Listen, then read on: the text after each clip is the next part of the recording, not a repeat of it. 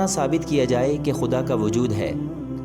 وجود خدا ثابت کرنے کے لیے بیرونی طریقے کی دو اقسام ہیں۔ پہلی قسم فلسفیانہ ثبوت و دلائل ہیں، جبکہ دوسری قسم آسان ثبوت و دلائل ہیں۔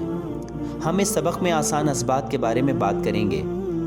جب ہم اس کائنات کے نظم و ضبط کے بارے میں غور و فکر کرتے ہیں تو ہم پر یہ بات عیاں ہو جاتی ہے کہ کوئی ہے کہ جو اس کائنات کا نظام انتہائی نظم و ضبط کے ساتھ چلا رہا ہے۔ مثال کے طور پر غور کریں کہ کس طرح سورج کے گرد سیارے گردش میں ہیں اور کس طرح زمین سورج کے مدار میں ٹھیک جگہ پر موجود ہے۔ اگر زمین سورج سے تھوڑا بھی قریب ہوتی تو یہ انتہائی گرم ہوتی، تو ہم یہاں زندگی گزارنے کا تصور بھی نہیں کر سکتے تھے۔ اسی طرح اگر زمین سورج سے تھوڑا بھی دور ہوتی تو یہاں بہت ٹھنڈ ہوتی اور ہمارا اس زمین پر زندگی گزارنا مشکل ہو جاتا۔ اس لیے زمین سورج سے مناسب ترین فاصلے پر موجود ہے کہ یہاں زندگی گزاری جا سکے۔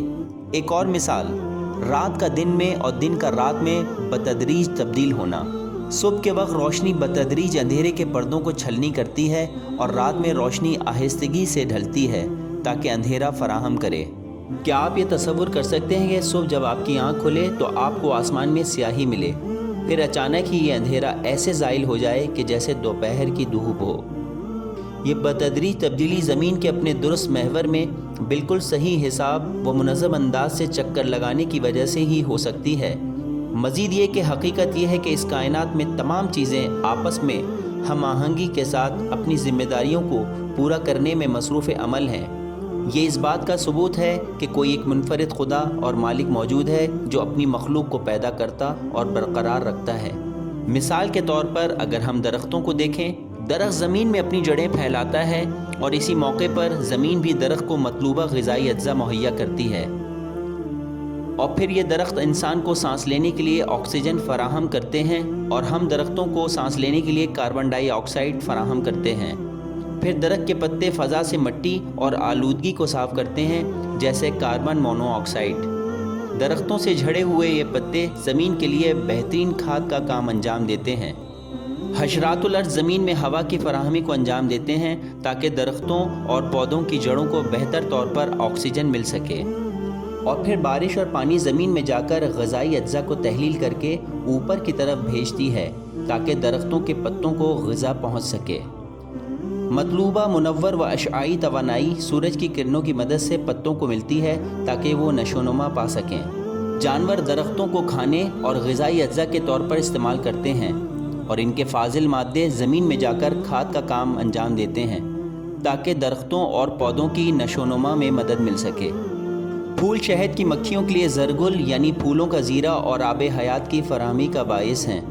مزدور شہد کی مکھیاں پھولوں پر بیٹھتی ہیں اور ان سے شہد بنانے کے لیے ان کا رس چوستی ہیں۔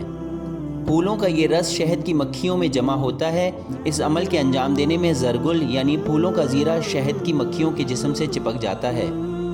جب یہ مکھیاں ایک پھول سے دوسرے پھول پر بیٹھتی ہیں تو یہ زرگل پودوں میں پھیل جاتا ہے، تب پودے بیج بنانے کے قابل ہوتے ہیں تاکہ اس نسل کے مزید پودے پیدا کر سکیں۔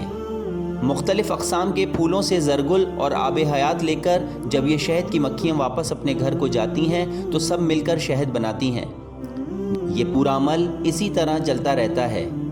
مثال کے طور پر اگر ان شہد کی مکھیوں کو اس ماحول سے ختم کر دیا جائے تو نہ صرف یہ پودے متاثر و خراب ہوں گے، بلکہ وہ تمام جاندار جو ان پودوں کی وجہ سے زندہ ہیں، ان سب کی بقا کا عمل متاثر ہوگا۔ شہد کی مکھیوں کے نہ ہونے کا مطلب پورے ماحولیاتی نظام کو ڈھانا ہے، اور اسی طرح درختوں اور دوسری چیزوں کے لیے بھی نظام قدرت جاری و ساری ہے۔ قدرت کا ہر ماحولیاتی نظام مکمل طور پر انتہائی باریکی و توازن کے ساتھ قائم ہے۔ سوال: کیا آپ سمجھتے ہیں کہ یہ سب خود بخود وجود میں آ گیا؟ نہیں، یقیناً کوئی عظیم خالق موجود ہے جس کے ہاتھ میں یہ تمام نظام قدرت ہے۔